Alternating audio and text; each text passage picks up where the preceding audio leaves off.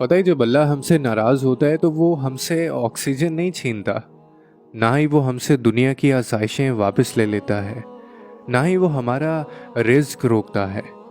जब वो हमसे नाराज़ होता है तो वो हमारे दिलों पर मोहर लगा देता है। वो हमसे हिदायत वापस ले लेता है। वो हमसे नमाज की तौफीक वापस ले लेता है। वो हमसे इबादत की तौफीक वापस ले लेता है। आपको लगता है कि वो आप हैं जो नमाज नहीं पढ़ते?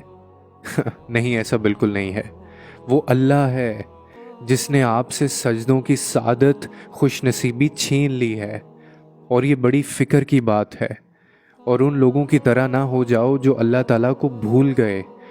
यही लोग असली नाफरमान हैं और फिर ये लोग दुआएं करना छोड़ देते हैं।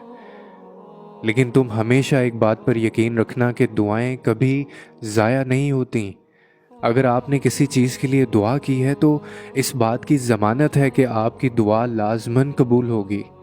अब ये परेशानी कि हमारी दुआ कब, कहाँ और कैसे कबूल होगी तो ये अल्लाह ही जानता है। पर इस बात की गारंटी है कि हमें जब सबसे ज़्यादा ज़रूरत होगी तब हमारी दुआ का जवाब हम तक भेज दिया जाएगा। अल्लाह के मंसूबे हमारे गुमान से बाहर हैं। आप सोच भी नहीं सकते कि आपका रब क्या कुछ कर सकता है। वो एक लम्हे में आपकी ज़िंदगी के सफ़ात आपकी हमायत में पलट सकता है। आपकी ज़िंदगी जो अभी उलट पुलट हुई पड़ी है उसे तरतीब देकर वो सीधा कर सकता है। तो फिर आप इतने घबराए हुए क्यों हैं? क्या आपको अपने खालिक के वादों पर यकीन नहीं?